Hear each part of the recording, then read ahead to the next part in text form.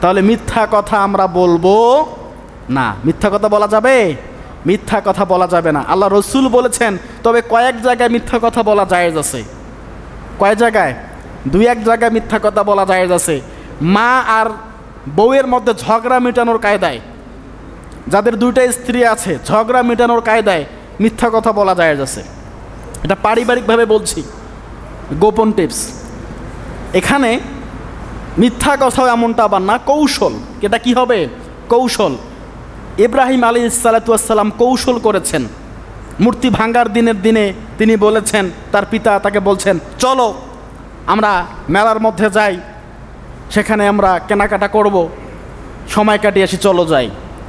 ইব্রাহিম আলাইহিস সালাতু ওয়াস সালাম বলছে, তোমরা যাও, আমি যাব না। কেন যাব না? আমি অসুস্থ। কি তিনি? অসুস্থ। অসুস্থ মানুষ 2 ভাবে হতে পারে। এক, শারীরিকভাবে কেউ অসুস্থ হতে পারে, আর একটা হচ্ছে মানসিক। মানসিকভাবে সে স্যাটিসফাই নয়, মানসিকভাবে তার প্রিপারেশন নেই, প্রস্তুত নয় সে যাবে। ইব্রাহিম আলাইহিস সালাতু ওয়াস সালাম ছিলেন মানসিকভাবে অসুস্থ। কেন? কারণ তার পিতা থেকে শুরু করে কওমের লোকেরা দেখে মূর্তি পূজায় নিয়ে ব্যস্ত।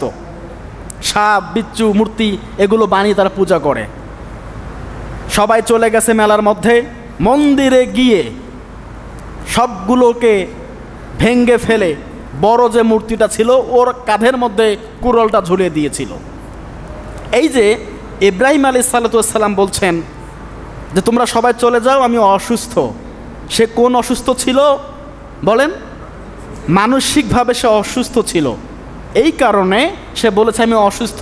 তাহলে কি ইব্রাহিম আলাইহিস সালাতু ওয়াস সালাম মিথ্যা কথা বলেছেন? তিনি কৌশল করেছেন। কি করেছেন? কৌশল। আল্লাহ রসুল ছিলেন দক্ষ, অনেক মেধা ছিল তার, বুদ্ধি, কৌশল খাটানো সুন্নাহ।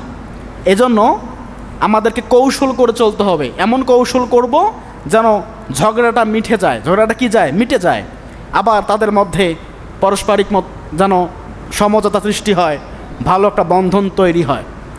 সম্মানিত হাজিরিন, এজন্য আমরা যে অবস্থায় থাকি না কেন আমাদেরকে মিথ্যা কথা বলা যাবে না।